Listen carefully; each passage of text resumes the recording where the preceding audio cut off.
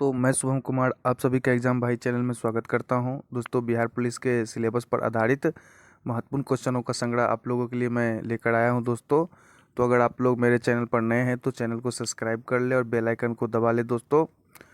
और दोस्तों आप लोग मन लगाकर तैयारी करें और साथ में फिजिकल का भी तैयारी आप लोग सुबह में जाकर करते रहें। तो चलिए हम लोग क्वेश्चन देखते हैं। आज का पहला क्वेश्चन है, महाभारत के नायक अर्जुन के पितामह कौन थे? ऑप्शन ए है विचित्रवीर्य, ऑप्शन बी है शांतनु, ऑप्शन सी है चित्रांगद और ऑप्शन डी है देवदत्त। तो बताइए दोस्तों इसका राइट आंसर क्या हो जाएगा? तो दोस्तों इसका राइट आंसर हो जाएगा ऑप्शन नंबर ए। आप लोगों को ध्यान रखना है दोस्तों, ठीक है। और पितामह मतलब होता है दोस्तों ग्रैंडफादर यानी कि दादाजी, ठीक है। तो कौन थे दोस्तों तो ये विचित्रावीर्य थे, आप लोगों को ध्यान रखना है। इसके अलावा मैं दोस्तों आप लोगों से कुछ क्वेश्चन पूछता हूँ, बताइएगा आप लोग। महाभारत के रचयिता कौन है दोस्तों? एग्जाम में बहुत बार पूछता है। तो दोस्तों ये कौन थे? ये वेद व्यास थे, आप लोगों को ध्यान रखना है। और शांतनु भीष्म पितामह के पिता थे, ये भी ध्यान रखना है। और देवदत्त को भीष्म पितामह कहा जाता था, ये आप लोगों को ध्यान रखना है दोस्तों, ठीक है। तो ये कुछ पहले क्वेश्चन के जो भी क्वेश्चन बन सकते थे मैंने उसका बता दिया है, आप लोगों को ध्यान रखना है। नेक्स्ट क्वेश्चन है, ऑक्सीजन के बाद सबसे अधिक उपलब्ध कौन सा मूल तत्व है?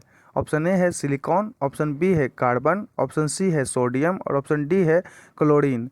तो बताइए दोस्तों इसका राइट आंसर क्या हो जाएगा?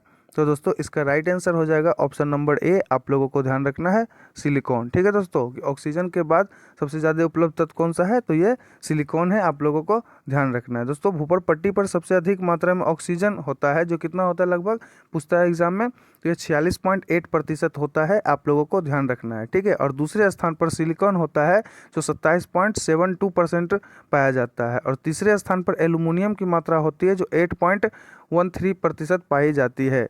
पृथ्वी का औसत घनत्व कितना होता है दोस्तों? तो ये 5.5 ग्राम प्रति सेंटीमीटर क्यूब तथा त्रिज्या लगभग 6370 किलोमीटर होती है। ये पूरी बातें आप लोगों को ध्यान रखना है, जो भी एग्जाम में पूछे आप लोगों को ठोक कराना है दोस्तों। नेक्स्ट क्वेश्चन है दोस्तों, डायनासोरस का काल आज से कितने वर्ष पहले था? ऑप्शन ए है 5 करोड़ वर्ष पूर्व, ऑप्शन बी है 8 करोड़ वर्ष पूर्व, ऑप्शन सी है 40 करोड़ वर्ष पूर्व और ऑप्शन डी है 80 करोड़ वर्ष पूर्व। तो बताइए दोस्तों इसका राइट आंसर क्या हो जाएगा? तो दोस्तों इसका राइट आंसर हो जाएगा ऑप्शन नंबर बी। आप लोगों को ध्यान रखना है दोस्तों, ठीक है। 18 करोड़ वर्ष पूर्व आप लोगों को ध्यान रखना है दोस्तों। डायनासोरस का काल आज से 18 करोड़ वर्ष पूर्व था। डायनासोरस का काल 18 करोड़ वर्ष से पूर्व से 13 करोड़ वर्ष पूर्व तक माना जाता है। इस युग में जुरेसिक पीरियड के नाम से भी जाना जाता है, आप लोगों को ध्यान रखना है दोस्तों। मीसोजोइक युग को रेप्टाइलों का युग कहा जाता है, बहुत बार एग्जाम में पूछा है, आप लोगों को ध्यान रखना है दोस्तों। इस युग में रेंगने वाले रीढ़ विहीन जीवों को अधिकता पाई जाती है, ठीक है दोस्तों, ये आप लोगों को ध्यान रखना है। नेक्स्ट क्वेश्चन है दोस्तों, आर्टिकल 35A संविधान में कब जोड़ा गया? ऑप्शन ए है 1954, ऑप्शन बी है 1947, ऑप्शन सी है 1949 और ऑप्शन डी है 1951। तो बताइए दोस्तों इसका राइट आंसर क्या हो जाएगा? तो दोस्तों इसका राइट आंसर हो जाएगा ऑप्शन नंबर ए। आप लोगों को ध्यान रखना है दोस्तों कि कब जोड़ा गया था, तो 1954 में जो जोड़ा गया था, ये आप लोगों को ध्यान रखना है दोस्तों। नेक्स्ट क्वेश्चन है, तमिलनाडु में मानसून के सामान्य महीने कौन से हैं? ऑप्शन ए है मार्च अप्रैल, ऑप्शन बी है जून जुलाई, ऑप्शन सी है सितंबर अक्टूबर और ऑप्शन डी है नवंबर दिसंबर। तो बताइए दोस्तों इसका राइट आंसर क्या हो जाएगा? तो दोस्तों इसका राइट आंसर हो जाएगा ऑप्शन नंबर डी। आप लोगों को ध्यान रखना है नवंबर दिसंबर, ठीक है दोस्तों। अब कुछ इसके अलावा मैं बताता हूँ आप लोगों को कि भारत की जलवायु उष्णकटिबंधीय मानसूनी जलवायु है, ठीक है दोस्तों, याद रखना है आप लोगों को। उत्तर भारत में मैदानी भागों में शीत ऋतु में वर्षा पश्चिमी विक्षोभ या जेट स्ट्रीम के कारण होता है। तो ये बातें आप लोगों को ध्यान रखना है दोस्तों, ठीक है। नेक्स्ट क्वेश्चन है दोस्तों क्या कि कंप्यूटर की भाषा में 1 मेगाबाइट में कितने बाइट होते हैं? आप लोगों को बताना है। ऑप्शन ए है कितना? ऑप्शन ए है 1 लाख, ऑप्शन बी है 10 लाख, ऑप्शन सी है 10,24,000, ऑप्शन सी है 10,48,576। तो बताइए दोस्तों इसका राइट आंसर क्या हो जाएगा? तो दोस्तों इसका राइट आंसर हो जाएगा ऑप्शन नंबर डी। आप लोगों को ध्यान रखना है दोस्तों, ठीक है। नेक्स्ट क्वेश्चन है दोस्तों कि दलाई लामा का वर्तमान निवास कहाँ है? ऑप्शन ए है कालिम्पोंग, ऑप्शन बी है लहासा, ऑप्शन सी है धर्मशाला और ऑप्शन डी है तमोंग। तो बताइए दोस्तों इसका राइट आंसर क्या हो जाएगा। तो दोस्तों इसका राइट आंसर हो जाएगा ऑप्शन नंबर सी। आप लोगों को ध्यान रखना है दोस्तों कि दलाई लामा का वर्तमान निवास स्थान कहाँ है, तो ये धर्मशाला में है, आप लोगों को ध्यान रखना है। इसके अलावा मैं आप लोगों को कुछ बताता हूँ दोस्तों, आप लोग ध्यान दीजिएगा कि दलाई लामा को 1959 ईस्वी में तिब्बत से पलायन करना पड़ा, जो अस्थायी सरकार धर्मशाला में स्थापित किया गया था। ठीक है, धर्मशाला बौद्ध मठ है जो हिमाचल प्रदेश में स्थित है। ये भी पूछता है कि धर्मशाला किस राज्य में पड़ता है, तो आप लोगों को ध्यान रखना है कि हिमाचल प्रदेश में पड़ता है। ठीक है दोस्तों, 1989 में दलाई लामा को नोबेल का शांति पुरस्कार से सम्मानित किया गया था। ये भी आप लोगों को ध्यान रखना है दोस्तों। ठीक है, नेक्स्ट क्वेश्चन है दोस्तों, हिंदी के पश्चात कौन सी भाषा भारत में सबसे अधिक बोली जाती है। ऑप्शन ए है बंगाली, ऑप्शन सी है तेलुगु, ऑप्शन सी है तमिल और ऑप्शन डी है मराठी। तो बताइए दोस्तों इसका राइट आंसर क्या हो जाएगा। तो दोस्तों इसका राइट आंसर हो जाएगा ऑप्शन नंबर ए। आप लोगों को ध्यान रखना है दोस्तों। ठीक है, कौन सा हो जाएगा, बंगाली हो जाएगा, आप लोगों को ध्यान रखना है। मराठी भाषा महाराष्ट्र में बोली जाती है, ये भी आप लोगों को ध्यान रखना है। तमिल भाषा कहाँ बोली जाती है दोस्तों, तमिलनाडु में बोली जाती है। ठीक है, ये सभी बातें आप लोगों को ध्यान रखना है दोस्तों। नेक्स्ट क्वेश्चन है, संयुक्त राष्ट्र संघ की स्थापना हुई थी। ऑप्शन ए है 20 जनवरी 1919 को, ऑप्शन बी है 20 जनवरी 1920 को, ऑप्शन सी है 24 अक्टूबर 1945 को और ऑप्शन डी है 26 नवंबर 1949 को। तो बताइए दोस्तों इसका राइट आंसर क्या हो जाएगा। तो दोस्तों इसका राइट आंसर हो जाएगा ऑप्शन नंबर सी। आप लोगों को ध्यान रखना है दोस्तों। ठीक है, कि 24 अक्टूबर 1945 ईस्वी को इसकी स्थापना हुई थी, आप लोगों को ध्यान रखना है। नेक्स्ट क्वेश्चन है दोस्तों, द्रोणाचार्य पुरस्कार विजेता को प्रतिमा और प्रशस्ति पत्र के साथ कितनी राशि दी जाती है। ऑप्शन ए है 10 लाख रुपये, ऑप्शन बी है 5 लाख रुपये, ऑप्शन सी है 3 लाख रुपये और ऑप्शन डी है 7.5 लाख रुपये। तो बताइए दोस्तों इसका राइट आंसर क्या हो जाएगा। तो दोस्तों इसका राइट आंसर हो जाएगा ऑप्शन नंबर बी। आप लोगों को ध्यान रखना है 5 लाख रुपये। ठीक है दोस्तों, द्रोणाचार्य पुरस्कार किस क्षेत्र में दिया जाता है, तो खेल प्रशिक्षकों को दिया जाता है, मतलब कोच जो होते हैं खेल के उनको दिया जाता है। और द्रोणाचार्य पुरस्कार की शुरुआत कब हुआ था दोस्तों, तो ये हुआ था दोस्तों 1985 में, आप लोगों को ध्यान रखना है। ठीक है दोस्तों, नेक्स्ट क्वेश्चन है, तुलबुल परियोजना कहाँ स्थित है। ऑप्शन ए है अरुणाचल प्रदेश में, ऑप्शन बी है मिजोरम में, ऑप्शन सी है जम्मू कश्मीर में और ऑप्शन डी है हिमाचल प्रदेश में। तो बताइए दोस्तों इसका राइट आंसर क्या हो जाएगा। तो दोस्तों इसका राइट आंसर हो जाएगा ऑप्शन नंबर सी। आप लोगों को ध्यान रखना है जम्मू कश्मीर में। इसके अलावा मैं बता देता हूँ दोस्तों, तुलबुल परियोजना किस नदी पर है, तो ये झेलम नदी पर है। दुलहस्ती परियोजना किस नदी पर है, तो ये चिनाव नदी पर है। तिलैया परियोजना बढ़ाकर नदी पर है दोस्तों। सरदार सरोवर परियोजना नर्मदा नदी पर है। सरहिंद नहर परियोजना सतलज नदी पर है और जवाहर सागर परियोजना चंबल नदी पर है। ये जितने भी मैंने परियोजनाएं बताएं दोस्तों, आप लोग अगर याद कर ले तो परीक्षा में समझ लीजिए परियोजनाओं से आपसे कोई भी क्वेश्चन छूटने वाला नहीं है, आप लोगों को ध्यान रखना है दोस्तों। नेक्स्ट क्वेश्चन है दोस्तों, शिवाजी मुगलों के कैद से भागने के समय वे कौन से नगर में कैद थे। ऑप्शन ए है ग्वालियर, ऑप्शन बी है आगरा, ऑप्शन सी है दिल्ली और ऑप्शन डी है कानपुर। तो बताइए दोस्तों इसका राइट आंसर क्या हो जाएगा। तो दोस्तों इसका राइट आंसर हो जाएगा ऑप्शन नंबर बी। आप लोगों को ध्यान रखना है आगरा। ठीक है दोस्तों, शिवाजी और उसके पुत्र संभाजी को आगरा के जयपुर भवन में बंदी बनाकर रखा गया था, आप लोगों को ध्यान रखना है दोस्तों। दोस्तों आप लोग बताइए कि पुरंदर की संधि किसके किसके बीच हुआ था। तो दोस्तों पुरंदर की संधि शिवाजी और जयसिंह के बीच हुआ था और 1665 ईस्वी में हुआ था। ये बात भी आप लोगों को ध्यान रखना है दोस्तों। ठीक है,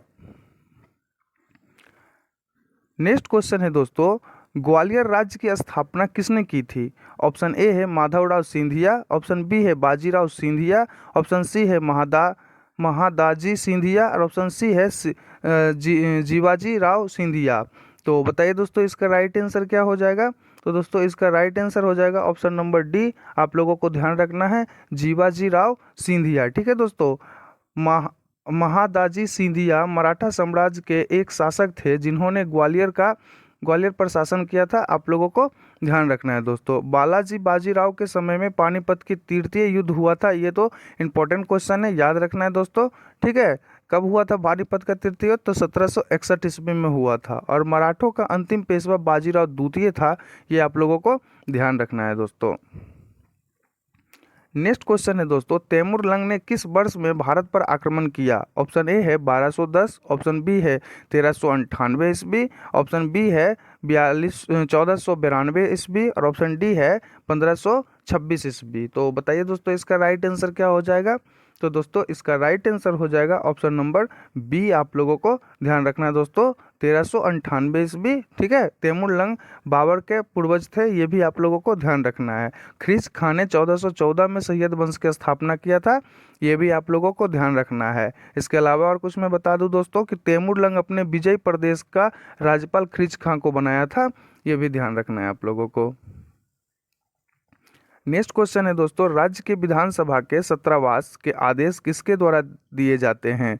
ऑप्शन ए है राज्यपाल, ऑप्शन बी है विधानसभा अध्यक्ष, ऑप्शन सी है मुख्यमंत्री और ऑप्शन डी है विधि मंत्री। तो बताइए दोस्तों इसका राइट आंसर क्या हो जाएगा? तो दोस्तों इसका राइट आंसर हो जाएगा ऑप्शन नंबर ए। आप लोगों को ध्यान रखना है, राज्यपाल के द्वारा दिया जाता है। ठीक है दोस्तों, अब बताइए दोस्तों आप लोग कि राज्यपाल विधानसभा द्वारा पारित विधेयक को राष्ट्रपति के लिए आरक्षित रख सकता है, ये भी आप लोगों को ध्यान रखना है। इसके अलावा मैं बता दूं कि राज्यपाल विधान परिषद की कुल संख्या का 1/6 भाग सदस्यों को नियुक्त करता है। ठीक है, ये भी आप लोगों को ध्यान रखना है। नेक्स्ट क्वेश्चन है दोस्तों, संविधान के अनुसूची 6 इनमें से किस राज्य में लागू नहीं होता है? ऑप्शन ए है असम, ऑप्शन बी है मेघालय, ऑप्शन सी है त्रिपुरा और ऑप्शन डी है मणिपुर। तो बताइए दोस्तों इसका राइट आंसर क्या हो जाएगा? तो दोस्तों इसका राइट आंसर हो जाएगा ऑप्शन नंबर डी। आप लोगों को ध्यान रखना है, मणिपुर। दोस्तों अनुसूची जो 6 है, इसमें 4 राज्य, पूर्वोत्तर के 4 राज्य की चर्चा किया गया है, उसमें से मणिपुर नहीं है दोस्तों। असम है, त्रिपुरा है, मेघालय है और मिजोरम है, आप लोगों को ध्यान रखना है, मणिपुर नहीं है दोस्तों। नेक्स्ट क्वेश्चन है दोस्तों, गीता रहस्य नामक ग्रंथ किसके द्वारा लिखा गया है? ऑप्शन ए है महात्मा गांधी, ऑप्शन बी है बाल गंगाधर तिलक, ऑप्शन सी है विनोबा भावे, ऑप्शन डी है गोपाल कृष्ण गोखले। तो बताइए दोस्तों इसका राइट आंसर क्या हो जाएगा? तो दोस्तों इसका राइट आंसर हो जाएगा ऑप्शन नंबर बी। आप लोगों को ध्यान रखना है, बाल गंगाधर तिलक। ठीक है दोस्तों, ध्यान रखना ये चीज़। दोस्तों गोपाल कृष्ण गोखले नेशनल पत्र के संपादक थे, आप लोगों को ये भी ध्यान रखना है। विनोबा भावे भूदान आंदोलन के प्रवर्तक थे, आप लोगों को ध्यान रखना है। माई एक्सपेरिमेंट विथ टूथ किसकी रचना है दोस्तों? तो ये महात्मा गांधी की है, ये बात भी आप लोगों को ध्यान रखना है।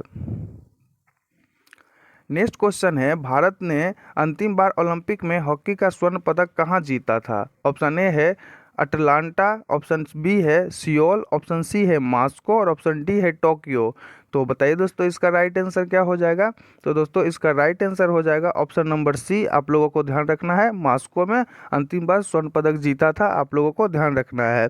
1928 के एम्स्टर्डम ओलंपिक में भारत ने हॉकी का प्रथम स्वर्ण पदक जीता था, ये बात भी आप लोगों को ध्यान रखना है। और ओलंपिक खेल का आरंभ 6 अप्रैल 1896 के एथेंस में हुआ था, ये बात भी आप लोगों को ध्यान रखना है दोस्तों। हॉकी में भारत ने अभी तक कुल 8 स्वर्ण पदक जीत चुका है, ये बात भी आप लोगों को ध्यान रखना है। नेक्स्ट क्वेश्चन है दोस्तों, दक्षिण भारत के किस वंश के राजा ने रोम राज्य में एक दूत 20 ईस्वी पूर्व में भेजा था? ऑप्शन ए है चौल, ऑप्शन बी है चेर, ऑप्शन सी है पांडव, ऑप्शन डी है चालुक्य। तो बताइए दोस्तों इसका राइट आंसर क्या हो जाएगा? तो दोस्तों इसका राइट आंसर हो जाएगा ऑप्शन नंबर सी। आप लोगों को ध्यान रखना है दोस्तों। ठीक है, नेक्स्ट क्वेश्चन है दोस्तों, इंडियन नोबेल एकेडमी कहाँ स्थित है? ऑप्शन ए है मुंबई, ऑप्शन बी है चेन्नई, ऑप्शन सी है कोच्चि और ऑप्शन डी है विशाखापट्टनम।